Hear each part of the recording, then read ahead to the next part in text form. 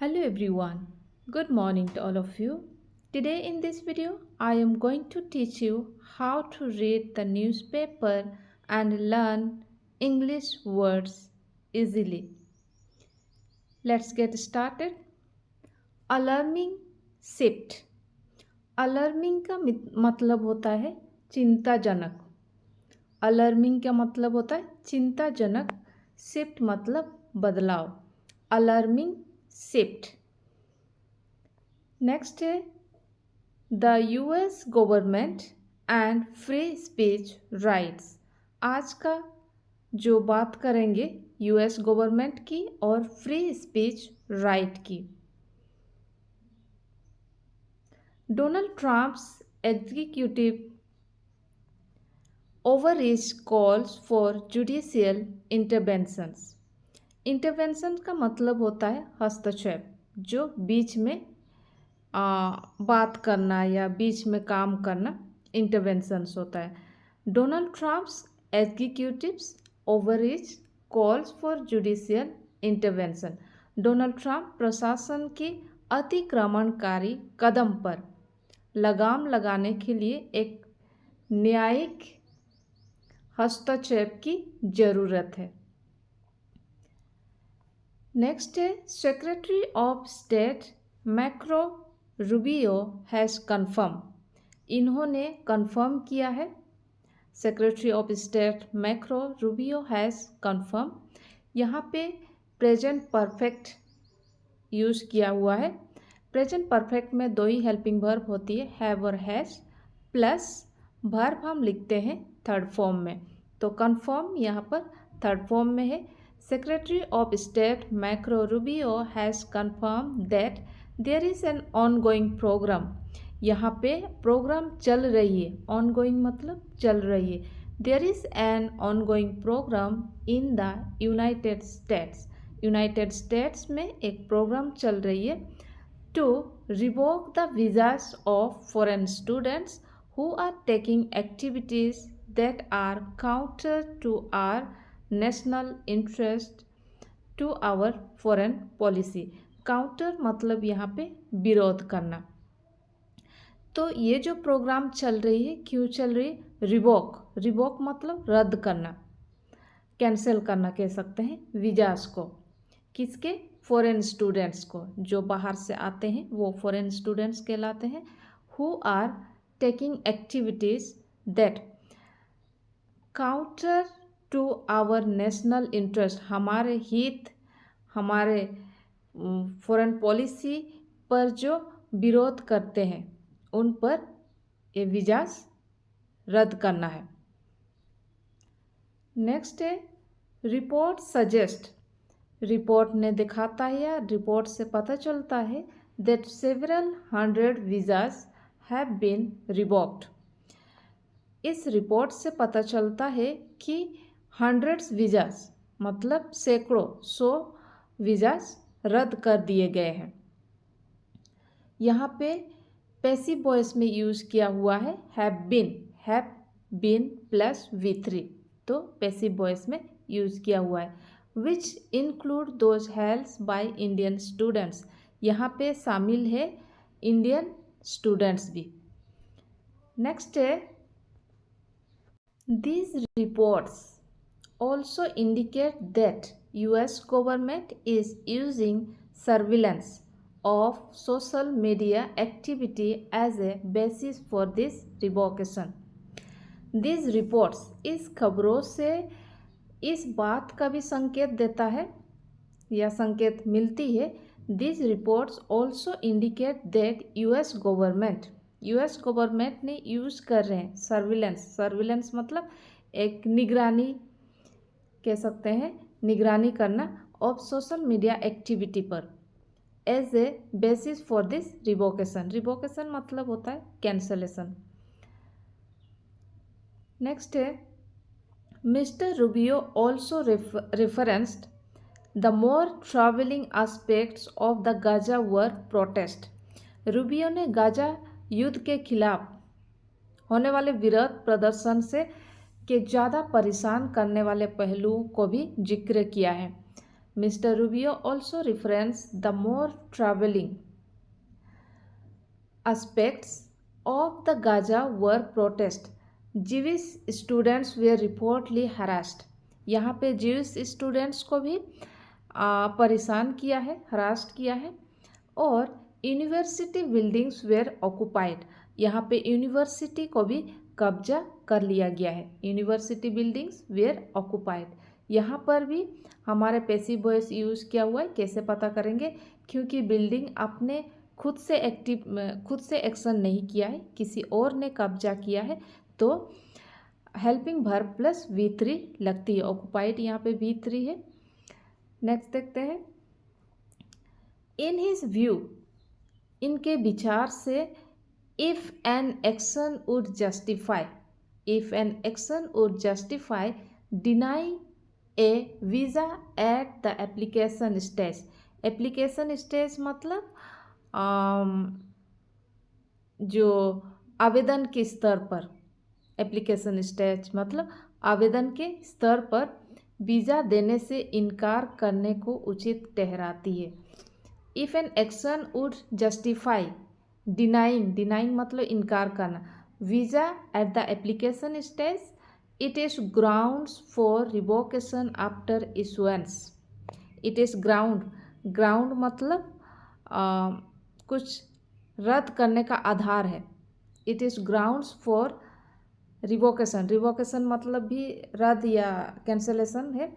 After issuance, ये जारी होने के बाद। आफ्टर इशुएंस मतलब जारी होने के बाद वीज़ा रद्द करने का आधार है। नेक्स्ट है, हाउएवर, हालांकि दिस डेवलपमेंट रेजेस कंसर्न्स, ये जो डेवलपमेंट है ये कंसर्न्स उठाती है, कंसर्न्स होने का एहसास होता है। About the US government stands on the free speech rights of foreign nationals who resides in the country legally. इस पर है हु रिसाइड्स मतलब जो कि इस कंट्री में लीगली रहते हैं, उन पर आज़ादी के अधिकार।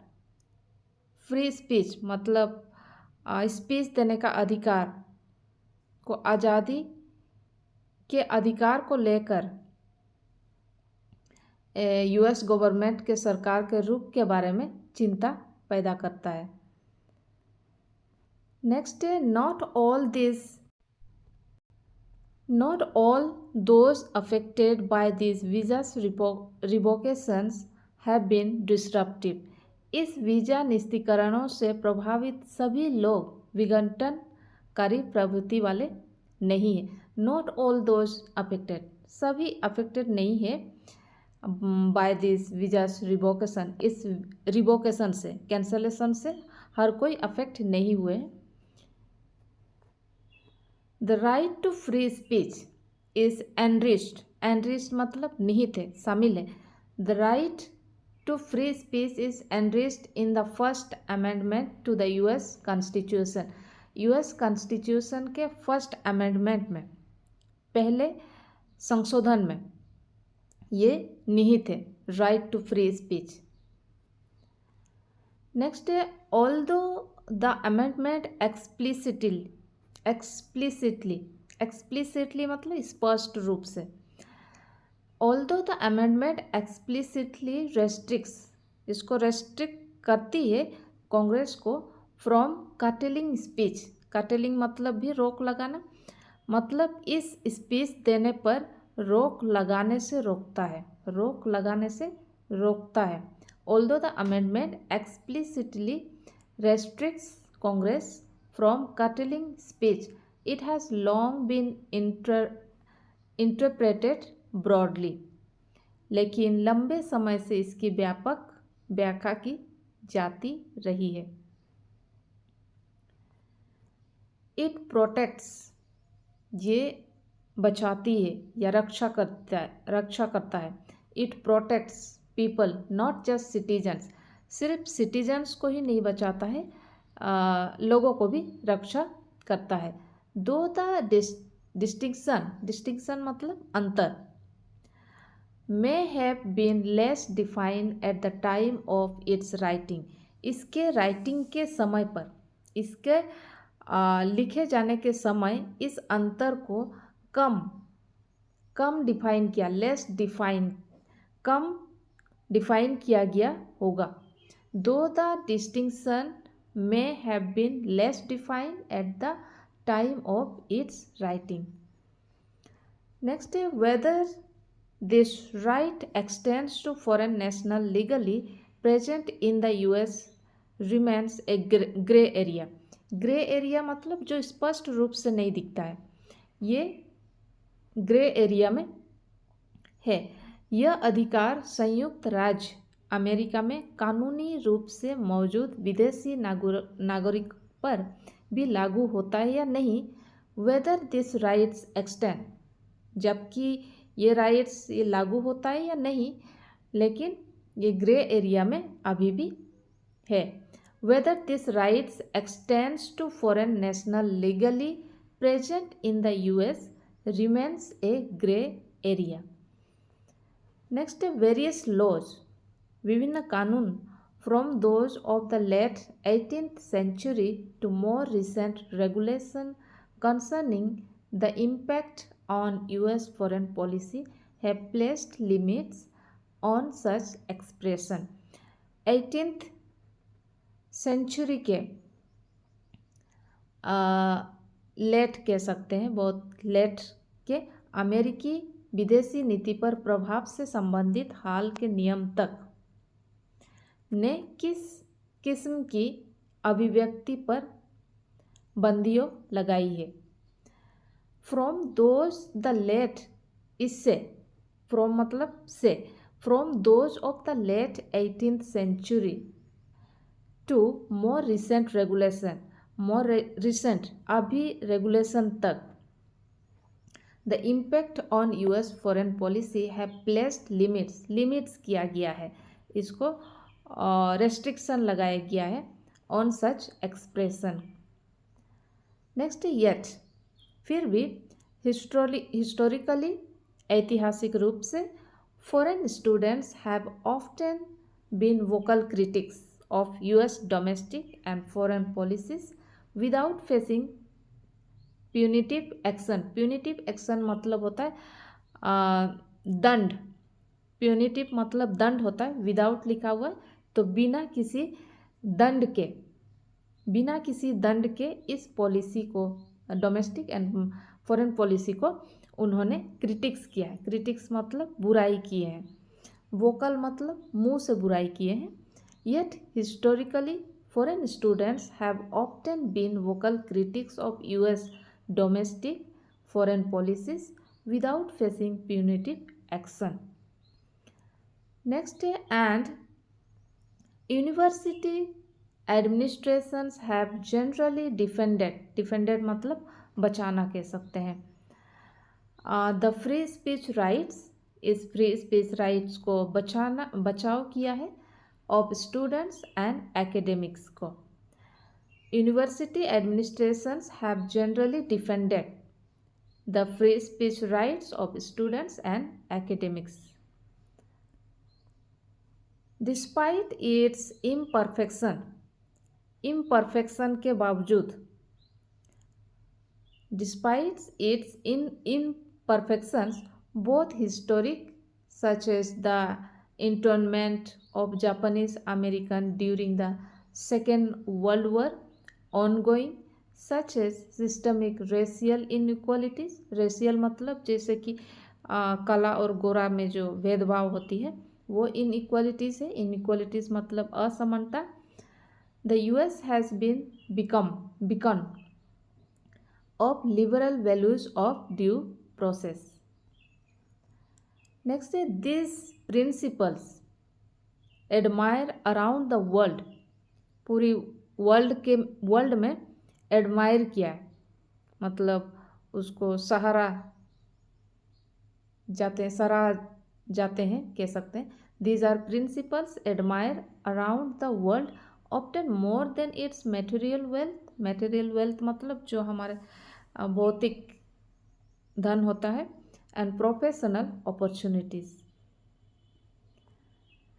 फॉर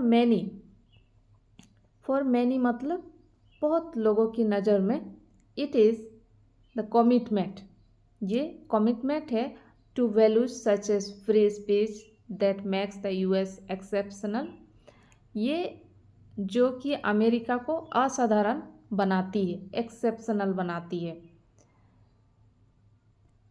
नेक्स्ट है that commitment now appears to be at risk, इस तरह के कमिटमेंट अभी रिस्क में आ गया है, खतरे में पड़ती दिख रही है। नेक्स्ट है the US system of checks and balance, checks मतलब सुरक्षा कह सकते हैं, बैलेंस मतलब जो बराबर करना है, which guards against the abuse of power, जिसको गार्ड करता है, प्रोटेक्ट करता है, गार्ड मतलब यहाँ पे प्रोटेक्ट करता है, अगेंस्ट द एब्यूज मतलब पावर का जो गलत तरीके से उपयोग किया जाता है, इस अगेंस्ट में वो गार्ड करता है। शुड असर्ट इटसेल्फ, और इसको असर्ट करना चाहिए अपने आप को, perhaps through judicial intervention to rein in the overreach by the Trump administrations and preserve the freedoms that define American democracy and inspire large parts of the world.